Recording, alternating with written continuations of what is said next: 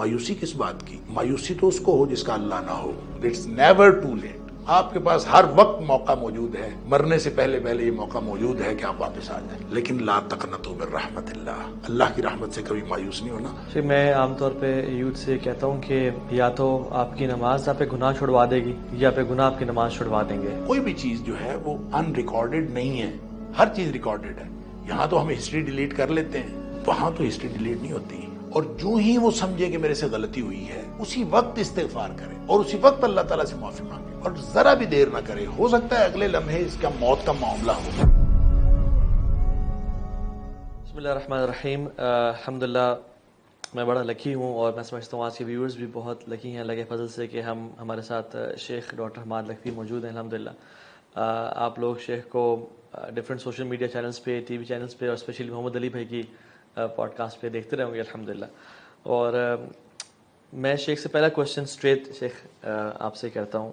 پہلی بات تو اہلا وسہلا مرحبا شیخ، جزاک اللہ ٹائم دیا. شیخ ہماری جو میرا کچھ تعلق شیخ کافی جو آج کل کی جن زی ہے ان سے رہتا ہے.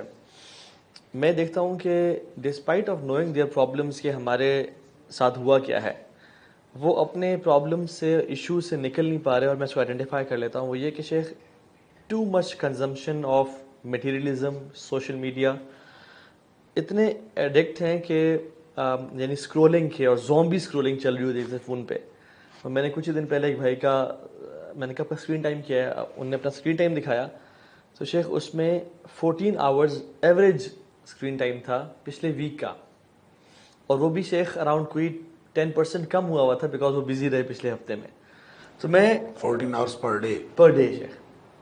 تو میں نے کہا 8 گھنٹے تو آپ سوتے ہیں، تو یعنی آپ 2 گھنٹے کے علاوہ سارا اسکرین ٹائم پہ. تو جی کہتے ہیں 2 گھنٹے میں واک کرتا ہوں. یعنی اس حد تک سوشل میڈیا. اور میں شیخ کچھ لڑکوں کو جانتا ہوں جو کہ they cry every night after committing sins کہ یار اس فون سے دور رہنا، یہ فون میری بربادی کا سبب بن چکا ہے، لیکن وہ نکل نہیں پا رہے آفٹر ایون نوئنگ.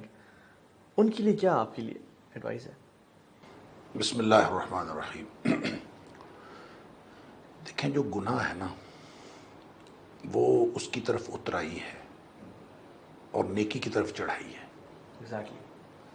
تو گناہ کی طرف آدمی ویسے ہی پھسلتا چلا جاتا ہے، مشکل نیکی کی طرف جانا ہوتا ہے. لہذا جو لوگ اس دلدل میں پھنسے ہوئے ہیں اور اس گہرائی میں گر چکے ہیں وہ بعض اوقات نکلنا چاہیں بھی تو بہت مشکل لگتا ہے، ان کو ناممکن لگتا ہے کہ ہم کیسے نکلیں گے.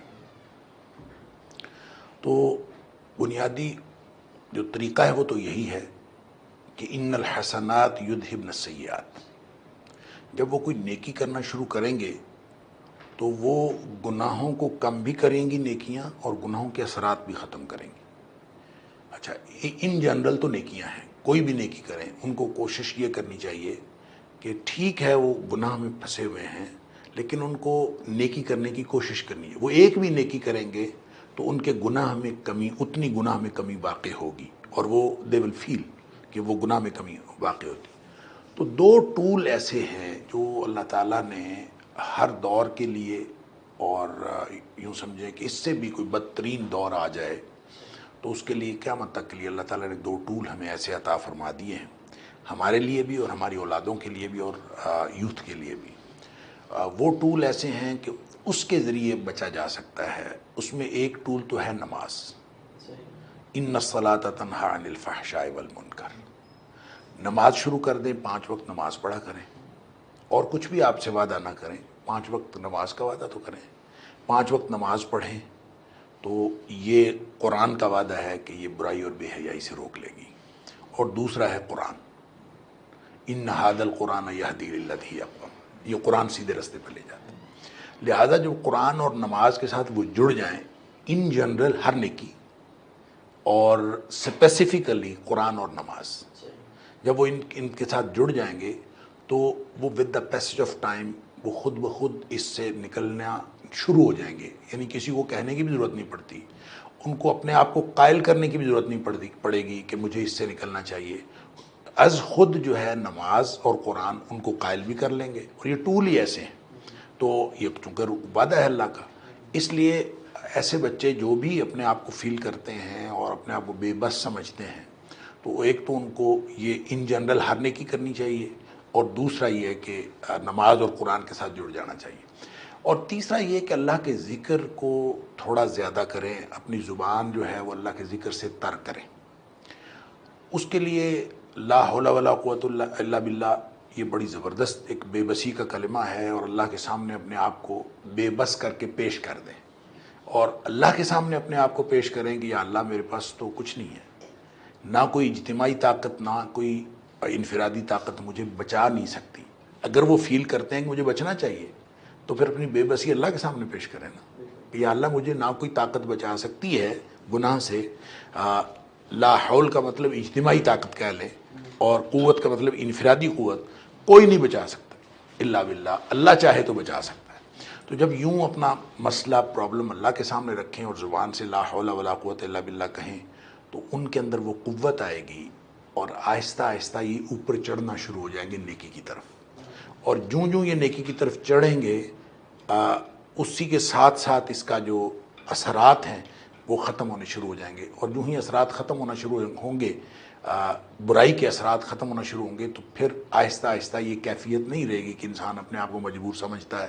اور سو مینی ٹائمز یہ ہوتا ہے، یہ ہر شخص کے ساتھ بھی اپس اینڈ ڈاؤنز آتے رہتے ہیں، یہ کوئی آج کل کی یوتھ کی بات نہیں ہے، بڑے بوڑھے بھی سوشل میڈیا کے اس چکر میں بڑے بوڑھے بھی شکار ہوئے ہوئے ہیں۔ لہٰذا کوئی بھی شخص اگر بچنا چاہتا ہے اس کا یہی طریقہ ہے کہ نیکی کرنا شروع کر دے، تاکہ آہستہ آہستہ برائی کے اثرات جو ہیں وہ ختم ہونا شروع ہو جائیں۔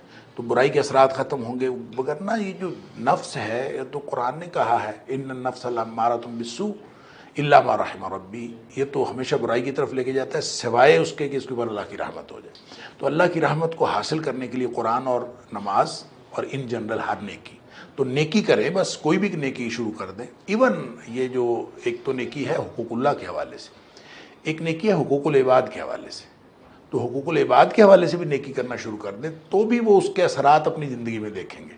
اب صلہ رحمی کرنا شروع کر دیں، بڑوں کی عزت شروع کر دیں، چھوٹوں پہ شفقت شروع کر دیں، اپنے ماں باپ کے ساتھ حسن سلوک شروع کر دیں، جو بھی کریں گے ہر چیز کا جتنی زیادہ نیکی کی یوں سمجھے کہ اس کا جتنی بڑی نیکی ہوگی اتنا زیادہ اثر ہوگا، اور جتنی چھوٹی نیکی اثر اس کا بھی ہوگا، چھوٹی چھوٹی نیکیوں سے لے کر بڑی نیکیوں تک۔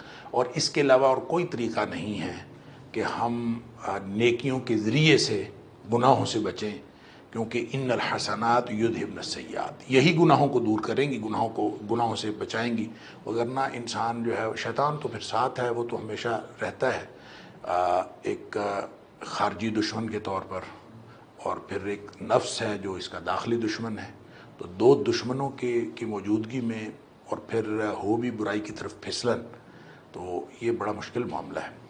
شیخ میں عام طور پہ یوتھ سے کہتا ہوں کہ یا تو آپ کی نماز آپ پہ گناہ چھڑوا دے گی، یا پہ گناہ آپ کی نماز چھڑوا دیں گے۔ بس ڈٹے رہو، لگے رہو، نماز پڑھتے رہو، حتیٰ کہ ایک دن آئے گا کہ انشاءاللہ آپ کے گناہ کم سے کم ہوتے جائیں گے اور غالب آ جائیں گے۔ بالکل صحیح، بالکل صحیح ہے۔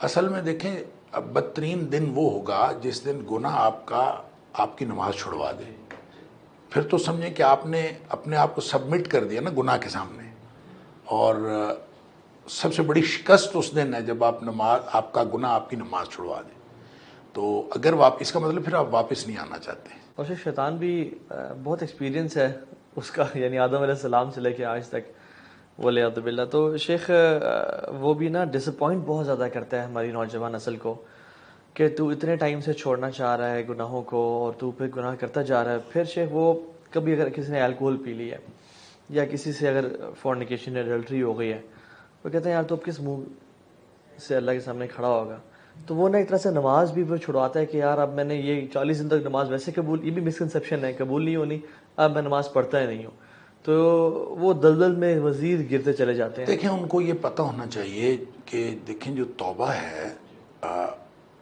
بشرطے کہ وہ سچی توبہ ہو، تو وہ مٹا دیتی ہے گناہوں کو، اور اس طرح سے گناہوں کو مٹاتی ہے التائب من الذنب کمن لا ذنب لہ، جیسے گناہ ہے ہی نہیں، تو یعنی اس کے اثرات